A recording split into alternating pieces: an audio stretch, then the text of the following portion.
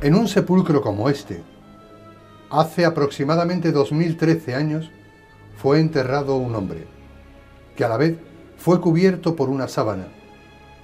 Esa sábana quedó impregnada con su imagen, con su faz, con su cuerpo. Desde hace 2013 años se investiga, se estudia, se piensa, se cree que ese hombre fue Jesucristo. Nosotros vamos a iniciar una nueva investigación sobre la Sábana Santa aquí en Cronos.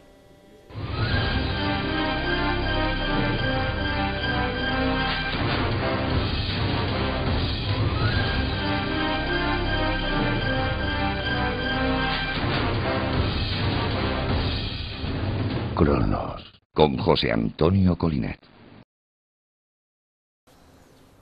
Estamos en la exposición de la Sábana Santa, que hasta junio tendrá lugar en Sevilla, año 2013, en la zona de las setas, en el Antiquarium. Ahí está recogido el trabajo de muchos investigadores durante muchos años. Y todo se inició aquí, en este sepulcro, hace 2013 años. Ahí fue enterrado un hombre. Ese hombre fue cubierto por un sudario, por una sábana. Esa sábana quedó impregnada por una imagen. Desde entonces, todo el mundo está investigando, trabajando, pensando, intuyendo, realidad, leyenda. José Manuel García Bautista, uno de los mitos que más devoción tiene entre los espectadores, la Sábana Santa, igual que el Titanic o Egipto. Yo en esa trilogía de misterios universales más queridos, creo que para el mundo en general la Sábana Santa es uno de esos grandes misterios, ¿no? Es el objeto de culto más estudiado y que más pruebas científicas se le han hecho en el mundo. No hay otro objeto que se le haya hecho más pruebas que se le ha hecho a la Sábana Santa. Y como tú bien comentabas, José Antonio, esa historia comienza ahí atrás, en un sepulcro que pudiera ser este, pudiera ser de la tumba del Jardín, que también hay otro sepulcro en Jerusalén que le llaman la tumba del Jardín, y que nos descubrió Julio Marbizón hace ya un par de años, pero que sin embargo esa gran historia que envuelve a la humanidad comienza en ese sepulcro que pertenecía a un noble de la época, a José de Arimatea, relacionado con el Sanedrín, y al que se le permite descolgar el cuerpo para llevarlo rápidamente desde el Gólgota al lugar del sepulcro,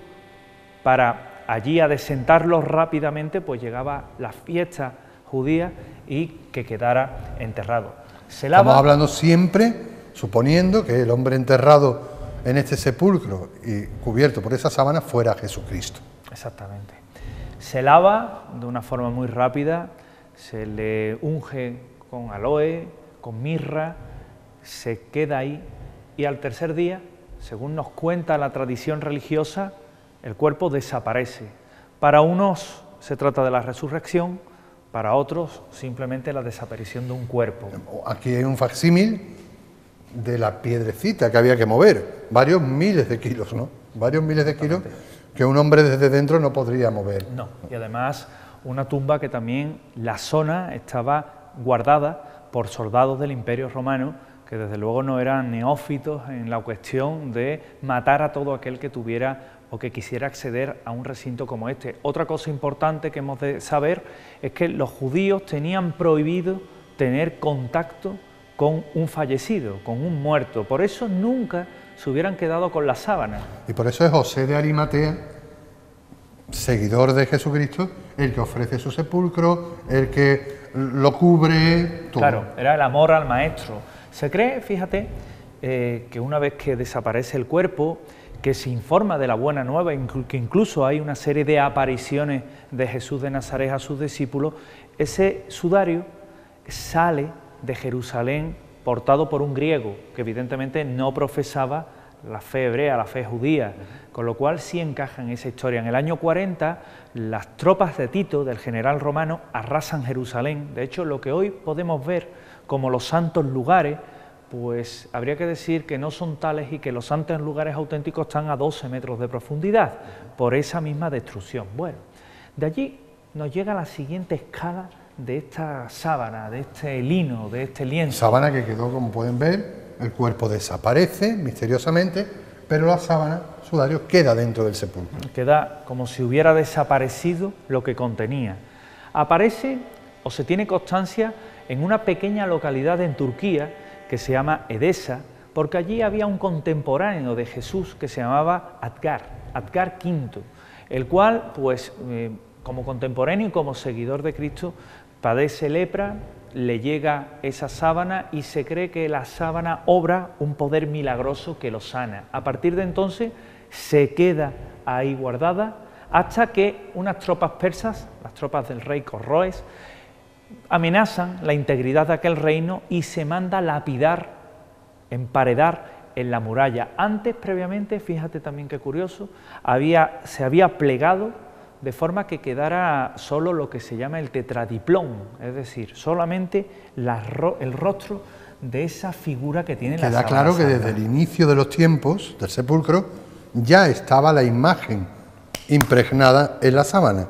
Al doblarla queda de tal manera que lo único que se ve es el rostro de este hombre, llamémosle Cristo. Un rostro muy importante porque siglos después va a tener una gran importancia dentro de la historia y dentro de una orden monástico-militar, como sería la Orden del Temple, de la cual también vamos a ver porque está muy relacionada con la Sábana Santa. Bien, allí se queda hasta que la sacan huyendo de aquella persecución, se quita aquella pared que tenía delante y aparece hacia el año 700, el año 900 en Constantinopla. Constantinopla, que era la capital de aquel imperio. Todos hemos de recordar que había dos imperios, el Imperio Romano de Occidente, que estaba en Roma, su capital, un Imperio Romano de Oriente. Hemos dejado, perdón, Edesa, la sábana emparedada en esas paredes, y desde allí ya vuelve a aparecer a Constantinopla. En Constantinopla, que era la sede del Imperio Romano de Oriente. Evidentemente, siglo XI, siglo XII, cruzadas, el año 1180 aproximadamente, una época de ebullición por recobrar los santos lugares. Era muy importante para la fe cristiana arrebatarle esos lugares a los sarracenos y empiezan las cruzadas. Y al amparo de esa misma excusa, de esas mismas cruzadas, surge la orden, la hermandad de los caballeros templarios, que crean 9 caballeros, entre ellos uno, Juan de Jerusalén, Hugo de Paniens, en fin, una serie de Bernardo señores... de Claraval es claro, el hermano que les da el visto bueno, ¿no? Claro, una serie de caballeros templarios a lo largo de los tiempos, como ese Bernardo de Claraval, Hugo de Paniens, diferentes señores, Jacques de Molay, que fue el último, buenos que adoraban a una figura que le decían el Baphomet. ¿Y qué representaba el Baphomet? Pues precisamente una cara plegada de una persona barbada. Fue la excusa que Felipe IV el Hermoso de Francia, años después, cuando la Orden del Temple se convirtieron en los banqueros de Europa y los banqueros del reino, pues como no podía hacer frente a aquel pago, pidió a Clemente V pues que de alguna forma acabaran con aquel monopolio que tenían los caballeros templarios y argumentaron pecado de herejía. Y también de homosexualidad incluso, porque adoraban a un hombre, a un señor barbudo, y hacían orgías alrededor de... Entre otras cosas, digamos que fue un poco descabellado. Y aquella excusa sirvió para que el Baphomet pasara de ser una presunta imagen de Cristo a pasar a ser pues una imagen demoníaca, una imagen que había que erradicar. Y Jacques de Molay fue el último caballero que fue quemado, el último gran maestre de la Orden del Temple, un viernes 13. Que curiosamente él juró, cuando lo estaban quemando en una cruz también, en una pira, pues que antes de un año iba a fallecer tanto Felipe IV como Clemente V. Y aquella profecía se cumplió.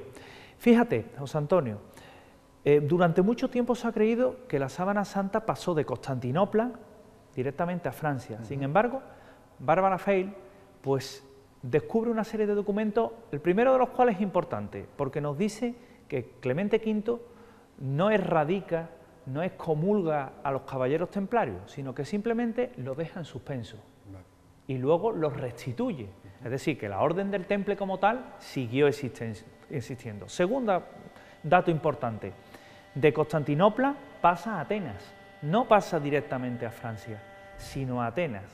y de Atenas, donde está un tiempo también huyendo, pues evidentemente imagínate de las purgas que se hacían en aquella época, aparece ya en poder de un caballero llamado Godofredo de Charny en Francia, y a partir de entonces ya se tiene toda una tradición en localidades como Chambéry, como Lirey, que es donde ya tenemos... De las cuales extenderemos y hablaremos más en la moderna historia. en la segunda parte de este viaje histórico que estamos teniendo con José Manuel García Bautista sobre la Sábana Santa. Vamos a tener a la vez un viaje científico con el maestro Juan Manuel Miñarro, también sobre la Sábana Santa. Vamos a ir alternando en estos cronos el viaje histórico con el viaje científico.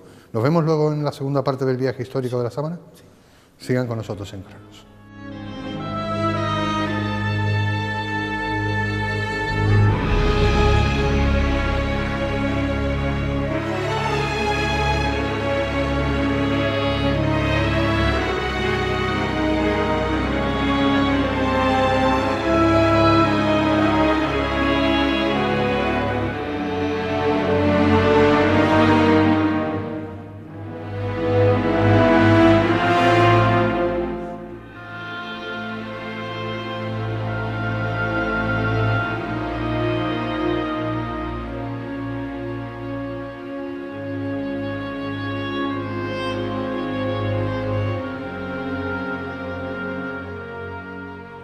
Entramos de lleno en la parte científica de la Sábana Santa y estamos con uno de los hombres que más sabe, que más ha trabajado, que más ha estudiado de la síndone y tenemos la suerte de que está en nuestra localidad, que está en Sevilla, que es andaluz, el maestro Juan Manuel Miñarro. Muy buenas. Muy buenas. Siempre un placer, un privilegio. No vamos a hablar de su parte como artista, como imaginero, porque ya todo el mundo la conoce, sino de su parte científica. Y es uno de los culpables de esta exposición de la Sábana Santa en nuestra ciudad. Muchas de las piezas, de los trabajos que hay aquí, son labor de muchos años del propio Juan Manuel Miñarro, ¿no? Sí, efectivamente, sobre todo casi de la última década. Aunque hay que decir que han sido los últimos 6 años donde ya se han empezado a materializar pues las obras que dan lugar de alguna manera a las representaciones que exponemos en esta exposición, puesto que la primera parte de la investigación pues era cuestión de recopilación de datos, de contrastar información, y una información que tenía que venir fundamentalmente de la ciencia médica y concretamente de la disciplina forense. Como un artista, como el maestro Miñarro, que artista ante todo, empieza a involucrarse, a buscar la parte científica del artista. ¿Qué hizo que se apasionara de tal manera por ese hombre de la síndone? Pues una cosa muy simple, como algunas de las veces las explicaciones que se han esgrimido sobre la síndone como objeto, la existencia de la sábana como obra de una creación artística procedente de un misterioso artista o alquimista medieval que manejando un tipo de procedimiento que nos involucra directamente a nosotros, ¿no?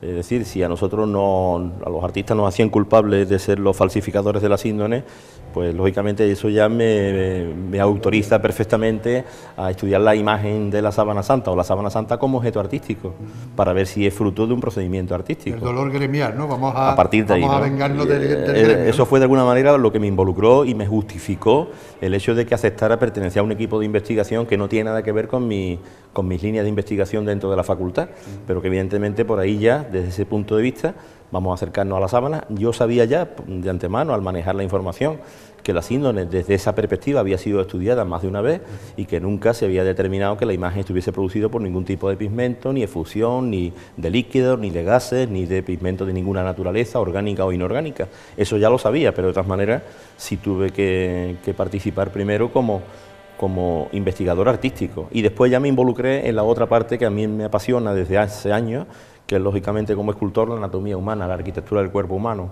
Si la síndone además, aparte de la información que nos da histórica y arqueológica, nos da una información anatómica, morfológica, de traumatismo, de herida, forense, si todo esto se podía llevar a la realidad material, como los forenses del equipo me decían, estamos desarrollando una investigación criminal, pero una investigación atípica o no convencional, puesto que no tenemos cadáver de referencia. Lo interesante sería que pudiéramos partir de un cadáver de referencia y tú tienes los instrumentos y las herramientas para poder trabajar uña y carne de alguna manera, esa investigación científica y artística que se ha hecho muchas veces. La anatomía artística nació gracias a la unión de los anatomistas con los artistas, si no, no habría nacido en el siglo XVI. Y esta ha sido un poquito la cuestión por la que los científicos, estamos aquí. compañeros de investigación, encantados de encontrar un artista porque, los que no lo sepan, el maestro Miñarro ha creado y sigue creando imágenes escultóricas exactas de cómo sería el hombre de la síndone. Yo creo que a nivel mundial, no existía nadie que hubiera puesto cuerpo, en este caso madera, tallas de madera, con todas las heridas exactas, en los lugares exactos, al hombre de la sábana. Se habían hecho intentos, ¿no? Pero también es verdad que normalmente en este tipo de actividad, algunos antecedentes a mi trabajo, algunos artistas antecedentes a mi trabajo lo hacían basándose en información antropométrica, en información morfológica, pero después al final terminaban interpretando en base a su preparación artística y a sus técnicas, ¿no? No estaban involucrados tampoco en un equipo de investigación como yo he tenido la oportunidad de estarlo. Por eso, de alguna manera, las piezas nuestras, yo digo que son obras mías, sí, evidentemente sí, pero trabajo de un equipo. Si no fuera por ese equipo no habría sido posible, ¿no? Vamos a ir desgranando científicamente lo que ustedes también, si quieren, pueden venir a ver directamente en esta exposición, que estará, ¿hasta qué tiempo estará? Hasta el 28 de junio. 28 de junio. Tenemos tiempo para poder disfrutar de esta exposición. Y van a encontrarse de repente esta sala científica de CSI, por decirlo de alguna manera. Esta es la sala forense, que le queremos llamar, y evidentemente la preside. Y encontramos un esqueleto, supuestamente, del hombre de la sábana, con una serie de argumentos de heridas, clavos, la lanza. ¿Qué vemos aquí, maestro Aquí Miñarro? lo que intentamos representar son los argumentos anatómicos de la crucifixión que la síndone nos ofrece como información. Lo que está claro que parece, sea lo que sea la imagen y proceda de la edad que proceda, porque es una vertiente que no está todavía determinada, lo que sí está claro que allí no parece dudable que hay un cadáver de un crucificado que sufrió una crucifixión, decimos que de tipo romano, porque no solamente existen clavos en los pies y en las manos, sino que además hay una flagelación causada por un instrumento claramente romano y bien documentado, como el flagrum tacillatum, que podemos ver aquí también en esta mesa. Por eso lo ponemos aquí, porque lógicamente en el esqueleto no podemos marcar las heridas. Este es el flagrum tacillatum. No podemos marcar las heridas que provoca este instrumento, pero sí que las podemos ver claramente en las fotografías que tenemos de la síndone. Lo que sí es interesante es observar aquí cómo el clavo de las manos no pasa por lo que es la palma de la mano, como artísticamente siempre se había representado, sino que interesa... Aquí, esto es cierto, efectivamente, no, en las palmas. tiene que ser aquí, porque si no, no sujetaría. Interesa los huesos del carpo. Aquí anatómicamente es posible una crucifixión, y ya lo demostró Pierre Barbe en el año 34. Y al mismo tiempo los pies, que en la síndone aparecen atravesados por un solo clavo, el izquierdo sobre el derecho, algo que también es un poco contradictorio a lo que vemos en iconografía cristífera, donde casi siempre es el derecho sobre el izquierdo. También es verdad que ha habido representaciones de imágenes de crucificado con un clavo en cada pie, pero lo que sí vemos en la síndone es lo que aquí representamos, una crucifixión romana con alguien que ha sido anteriormente flagelado, que ha recibido también una coronación con una especie de instrumento espinoso, y que al mismo tiempo hay una lanza, que la herida que provoca en el costado de la síndone es una lancea romana de unos 4,5 centímetros por 2,5. Voy a contar una pequeña anécdota para los espectadores que no lo han visto cuando hemos llegado a empezar a grabar. Hemos llegado, estaba la exposición tal cual, y el maestro Miñarro ha corregido, ha sacado la lanza de una de las partes y dice, no, ahí no era, puesto era en un aquí. sitio que no era. O sea, lo habían puesto en el sitio incorrecto, ¿no? Consideramos que es entre el quinto y el sexto espacio intercostal. Y además estamos investigando ahora mismo una cosa que puede ser muy curiosa. En la síndone hay una marca de sangre que parece herida también o sangre cadavérica, que se encuentra en el hemisferio izquierdo por debajo de la línea del omóplato, y pensamos que puede ser el orificio de salida de la lanza. Es decir, que si eso se pudiese demostrar, el hombre de la síndone fue atravesado, traspasado, como también dicen las escrituras antiguas, mirarán al que atravesaron. Y es fácil hasta atravesar. ahora no se sabía que la lanza había atravesado el cuerpo. En ninguna representación artística, desde luego, se ha visto una representación con salida, orificio de entrada y orificio de salida. pero en la síndrome parece que estamos viendo que sí, que hay orificio de entrada, como sí ha estado muy claro desde siempre, pero es que también hay un orificio de salida. Fíjese el tamaño que tiene la lancea romana, el espacio que hay entre lo que es la parte anterior y la parte posterior de la caja torácica. Esto es un vacío, aquí lo que interesa son vísceras, atraviesa la aurícula, atraviesa pulmones, sin ningún tipo de problema y sin obstáculo, la punta de la lanza puede perforar totalmente la caja torácica. Eso explicaría que hubiera una entrada de aire y por eso en el sudario de Oviedo hay tantísima sangre que sale por la boca y por la nariz. El sudario de Oviedo, el pañolón de Oviedo, lo veremos después, es otra reliquia de la cual no tenemos excesiva constancia y que coincide ADN con la sábana santa de Turín, pero de eso, si no le importa, hablamos después, sí. Maestro. Un orificio de salida que no lo habíamos visto hasta ahora. Esto es una cosa bastante novedosa. Bueno, novedosa, estamos en ello, ¿no? Hay una línea de investigación que se abren líneas de investigación constantemente. Lógicamente requiere que se compruebe eso en la síndrome, pero en las fotografías que se están manejando del año 2008, que son de alta resolución, los escáneres del año 2002, estamos viendo que en la zona esa podría estar un orificio de salida. Bien. Vamos a dejar aquí esta primera parte, este inicio de esta investigación científica en la exposición de la Sábana Santa con el maestro Miñarro y nos vamos a acercar a otro lugar, a otra parte muy importante para ir conociendo más la estructura anatómica forense del hombre de la sábana. Aquí en Cronos, no se vayan.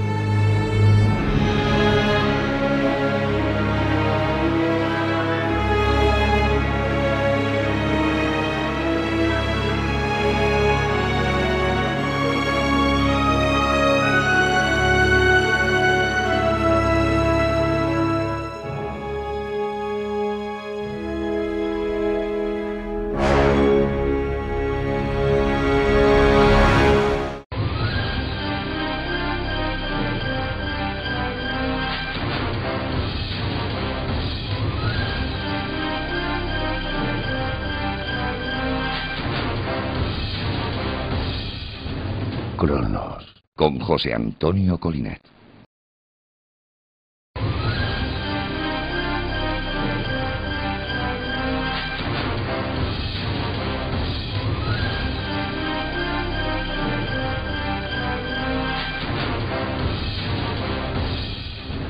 Cronos, con José Antonio Colinet.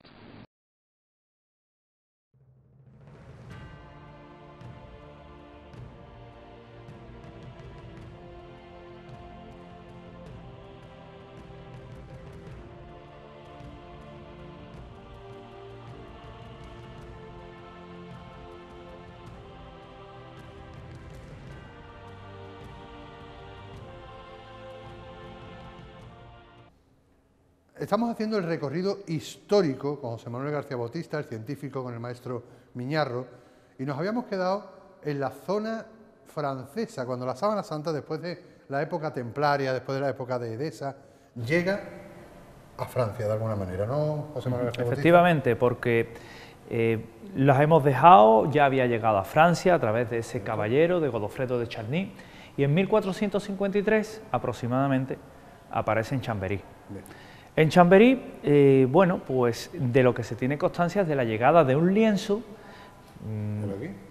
aquí exactamente, en el cual podemos ver las heridas, pero sin embargo no hay quemaduras, no hay esos típicos triángulos que están escoltados en ambos brazos, piernas, y que se producen años después.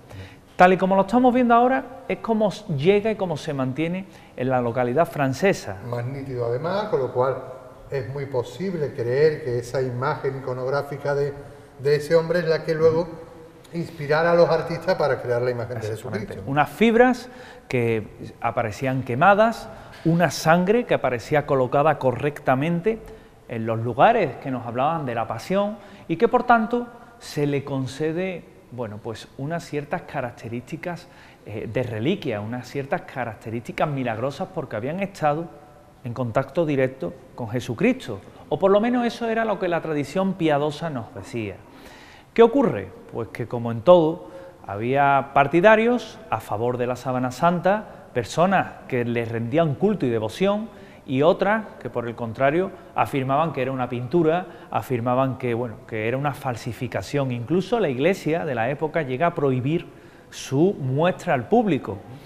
Sea como fuere, de estas sábanas se comienzan a hacer muchas reproducciones. El genial Alberto Durero, el pintor, pues realiza diferentes copias. En España, por ejemplo, hay 23 copias de la sábana santa. ¿Qué ocurre? Pues lo que siempre suele pasar en este tipo de circunstancias, que el poder impone realmente que durante un cierto número de años estuviera silenciada. Vale. Escondida, expuesta durante un tiempo en Chamberí, se esconde, pero me imagino que sigue en posesión de los herederos de... Exactamente, llegamos a un año clave, año 1532, año en el que, bueno, la sábana se exponía, pero se guardó en un relicario de plata, doblada, y ocurre que una vela prende algo y comienza a arder la iglesia. Producto del calor, el relicario de plata se comienza a derretir y una gota de plata cae sobre el lienzo, provocando pues esa imagen tan usual, tan cotidiana que tenemos hoy día de la sábana santa, con esos triangulitos, con los triangulitos quemados, marcados. Aquello era una tragedia, se pudo haber perdido la presunta mortaja de Cristo y por tanto realmente afectaba a todos los que la veneraban, y se decide que las clarisas, las monjitas del Irey lo remendaran, y comenzaron a hacerle un remiendo que, bueno, que realmente se ha mantenido durante muchísimos años hasta que se le ha hecho la última reestructuración, digamos, la última reconstrucción, la última restauración, y que han hecho que la sábana tenga una morfología más original que ese tejido amarillento oxidado que nos ha llegado. Se sigue exponiendo durante X tiempo hasta que en Milán se produce una epidemia, un brote de peste, y en San Carlos Borromeo, que era la persona, el jerarca de la iglesia por aquel entonces, que regía los destinos de aquella zona, promete ir a pie, cruzar los Alpes desde la zona de Milán hasta donde estaba la sábana santa en Francia. Supongo para suplicar que se la prestara, claro, para curar esa epidemia, ¿no? Y antes que dispusiera aquel viaje, la ciudad comienza a presentar muestras de mejoría, con lo cual pues se dispone a hacer y a cumplir aquella promesa. Claro, la Casa de Saboya, que era la propietaria ya por aquel entonces de este tejido, opina que bueno, que no podían permitir que aquella persona pues cruzara los Alpes, con lo que ellos suponía, para ver y rezarle a la sábana santa, con lo cual, ¿qué deciden hacer? Trasladarla de Francia hasta Turín, un punto intermedio, un punto también en la zona lombarda, que hacía de alguna forma que aquel viaje se suavizara, que aquel viaje fuera más sencillo.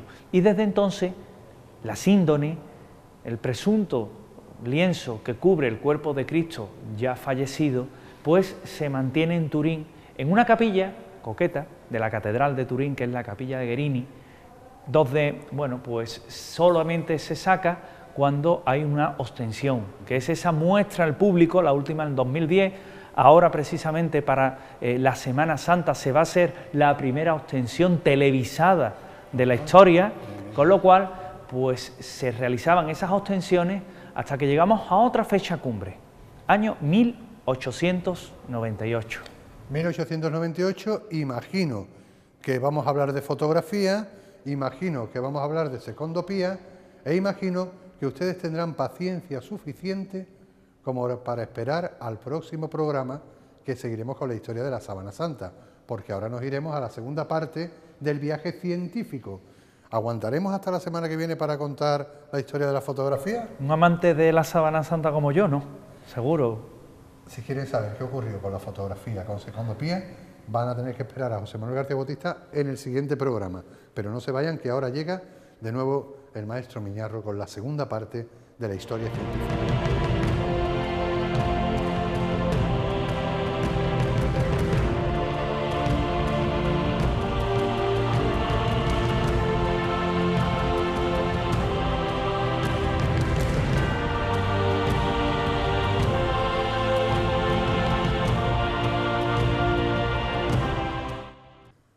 Continuando la explicación científica, el maestro Miñarro, antes estábamos delante de ese esqueleto posible del hombre de la síndone, y ahora estamos con el sudario en sí, lo que sería el hombre de la sábana cubierto por el propio sudario, ¿no, maestro? Efectivamente, aquí lo que representamos, y esto es más importante de lo que parece, es una representación del posible uso que tuvo la síndone. Aclaro a los espectadores que estamos respetando la altura del hombre, tal y como se supone a través de lo encontrado en el sudario, ¿no? Desde el punto de vista morfológico, la imagen no informa del cuerpo, informa de la superficie cutánea, incluso subcutánea, en la imagen frontal, informa un poco de la estructura que se puede decir morfológica o psicosomática, pero sin embargo no hay información de la medida, es decir, en la sábana santa vemos la imagen anterior mide 1,92 m y la imagen posterior mide 2,4 m. Por supuesto esto es raro, porque ninguna persona puede ser más alto por detrás que por delante, entonces la imagen no informa de la medida, pero las manchas de sangre sí que lo hacen. Y entonces las manchas de sangre lo hacen de tal manera porque están en puntos anatómicos que consideramos de referencia. Por lo tanto, basta curvar la sábana de manera que esos puntos anatómicos estén donde tienen que estar. Si pones aquí el dedo vas a notar la herida del pie. ¿Es cierto? Y si pones aquí se te va a hundir el dedo en la llaga del costado. Y tenemos la sangre. Decimos a los espectadores que puedan venir a ver la exposición, que no es solo para verlo, sino que puede tocar y notar la sensación de la herida real. Es un punto de referencia anatómico. Aquí tenemos lo que es la glabela, o sea, tenemos aquí la gota esta del exilón, que está en una zona anatómica concreta, tenemos esta mancha que está en una zona anatómica concreta, tenemos el carpo que está en el carpo, tenemos las rótulas que están en la rótula y tenemos la herida del empeine del pie que está en el empeine del pie. Por lo tanto, si presentáramos debajo de esta sábana, que es una reproducción fiel de la síndone, las manchas de la síndone están impresas en lino. Eso está hecho a través de un programa informático, luego es rigurosamente exacto. Si tuviéramos un cuerpo con otra posición de pierna, otra posición de cabeza, más alto o más chico, lógicamente no podríamos poner estos puntos encadenados como están puestos. Luego, la información de la envoltura es la que nos ha llevado a tener la medida morfológica o la medida anatómica de este cuerpo y poder decir más o menos qué dimensiones tenía. 1,78 más menos 2, que es lo que decimos. Y el sudario de Oviedo lo tenemos en esta pantalla. Aquí tenemos... El pañolón que hablábamos antes, una reliquia que de repente un día aparece en Oviedo, en un arcón. Desde el siglo VIII sabemos que está en Oviedo. Parecía un trapo sucio, y anterior al siglo VII entró en España. Entonces es una tela lo suficientemente antigua para que sea un objeto de cultura y un objeto arqueológico digno de estudio, ¿no? Y aquí tenemos, se puede decir de alguna manera, los dos sudarios, porque a la sábana santa durante muchos años se le llamó sudario, incluso así se llama el Instituto de Turín, Instituto de Santo Sudario de Turín, y el sudario, pero este es el verdadero sudario. Lo que sí está claro que aquí podemos ver en estas imágenes... Para ir anotando y que esta es la parte, lo que encontramos supuestamente de José de Arimatea, lo manda a envolver, esto es lo que es la sábana santa. Y aquello es lo que estuvo sobre la cabeza, según dice el Evangelio de San Juan. Exacto. O sea, sabemos que en el interior de Jesús hubo dos mortajas. Maestro, para que lo entienda el espectador, esto se hace más popular porque aparece la figura grabada con esa foto fantástica de Secundopía. Tiene algo que es tremendo. A esto no se le da tanta importancia porque no aparece ninguna imagen humana, solo manchas, ¿no? Ya, por eso nosotros decimos que desde el punto de vista científico y desde el punto de vista histórico, el sudario de Oviedo es mucho más interesante que la sábana. Lo es porque está totalmente objetivizado. Es decir, en el sudario de Oviedo, un trapo sucio, al no haber imagen, no es objeto de que nadie quiera explicarlo como obra de Leonardo, como obra de un falsificador, que en este caso no sería medieval, sino que sería incluso anterior a la Edad Media, porque el sudario de Oviedo, las dos veces que se ha datado por el carbono 14 ha salido el siglo VII. Entonces, evidentemente, lo que es raro, que si esto es del siglo VII y esto es del siglo XIV, las manchas de sangre que corresponden al rostro, en número, medida, disposición y todo, coincidan unas con otras. O sea, ¿por qué coincide? Queremos aclarar al espectador, es lo increíble, sí, para que el espectador vaya entendiendo el viaje. Sábana santa de Turín, marcas, ADN incluso, imagino. El ADN no, el grupo sanguíneo. El grupo sanguíneo. Todo coincide con un pañolón encontrado en Oviedo y que no tiene ningún tipo de figura. Siglo VII, supuestamente siglo XIV, si es una falsificación. Tradición legendaria, síndone, tradición legendaria, sudario, en ambos casos de Jesús de Nazaret. La ciencia, lógicamente, se acerca a estos lienzos por eso, para ver si puede ser verdad que estas telas que atribuye de alguna manera la devoción secular, la atribuye al entierro de Cristo y a este personaje de la historia, pueden ser verdaderamente telas que se utilizaron en su entierro y que puedan dar una información histórica de este personaje. La ciencia forense se acerca y averigua que estas telas efectivamente son lienzos que se han utilizado en un enterramiento, que tienen mirra, que tienen aloe, que tiene sangre humana, que tiene sangre cadavérica, sangre vital, y el sudario de Oviedo exactamente igual. Luego ¿Sería, eso, perdón? No sé cómo se llama. Ese Cristo así se utilizó. Así se utilizó, ¿no? El sudario de el sudario Oviedo, se coloca sobre la cabeza cuando estaba en la cruz, cuando este hombre aún no estaba en el sepulcro. Sabemos que estaba en posición vertical. Decimos cruz, pero podría ser otra cosa que no fuera cruz, excepto un ahorcado, puesto que entonces no habría habido ningún tipo de fusión de sangre de edema cadavérico ni por la boca ni por la nariz. Luego decimos, tuvo que ser un empalado o tuvo que ser un crucificado, porque el sudario de Oviedo no vemos heridas de clavo ni vemos heridas en manos ni en pies. Tenemos solamente información de la cabeza. ¿El polen, maestro? ¿Coincide el polen del sudario de Oviedo? El polen, hay que decir que en el sudario de Oviedo no se ha encontrado polen, todavía. Y además es muy coherente, porque la historia del sudario, si analizamos los documentos más antiguos, nos hablan de un arca. Es decir, es la historia de un arca y entonces, lógicamente, no estaba fuera ni se exponía a intemperies, sino que siempre estuvo encerrado. Entonces, poco polen recogió. Y, de hecho, todavía en el primer congreso que hubo sobre el sudario en el 94 y en el segundo que se ha celebrado en el 2007, en ninguno de los dos congresos ha habido conclusiones claras sobre el tema del polen del sudario. El tema de la síndrome está en estudio de nuevo, y se está revisando el tema del polen, porque sí es verdad que este objeto sí ha estado expuesto más a la intemperie y se ha exhibido fuera de caja, aunque ha estado en arcones, ha estado guardado, también lo sabemos. Cuando se quemó en el 1532 estaba dentro de un arca de madera y dentro de un arca de plata. Pero lo interesante del sudario de Oviedo, ya le digo, aparte de la objetividad que tiene, es que morfológicamente las manchas de sangre corresponden a un rostro de las mismas características, pelo largo, barba, bigote, alguien que murió en posición vertical con muerte asfíctica y que todo el perímetro de la cabeza estaba lleno de heridas punzantes. Entonces, lógicamente, nos remite a la corona de espinas. Y una cosa que es muy increíble es que el 75% de las manchas puntiformes que hay alrededor del cráneo, en toda la cabeza del sudario, pues corresponden y se corresponden con las síndones, y que el grupo sanguíneo es el AB. Es lo único que la ciencia puede decir. Es la parte fundamental.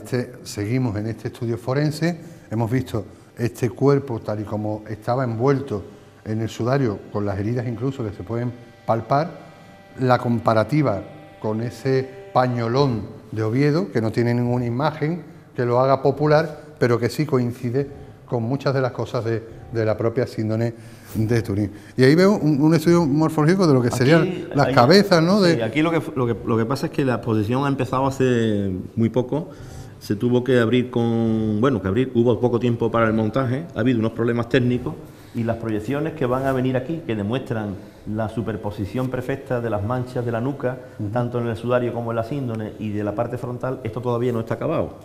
Va a estar seguramente en 4 o 5 días, esto va a cambiar totalmente y se va a poder exponer esa coincidencia para que la gente incluso compruebe cómo es efectivamente. Si nosotros superponemos una cosa con la otra, encontramos que no vamos a encontrar todas las heridas iguales, pero que eso sería ya bastante complicado, pero sí que encontramos prácticamente en el mismo número y a la misma distancia, que eso es lo que verdaderamente es interesante desde el punto de vista forense. Vamos a dejarlo aquí, en este programa, en este primer programa, un repaso científico que seguiremos en la segunda parte de este crono. Continuaremos en la exposición de la Sábana Santa en el Antiquarium del centro de Sevilla, en las Setas, como se conoce popularmente, donde hasta junio podremos disfrutar de todo esto en vivo y podrán tocar ustedes las heridas, tal cual estamos haciendo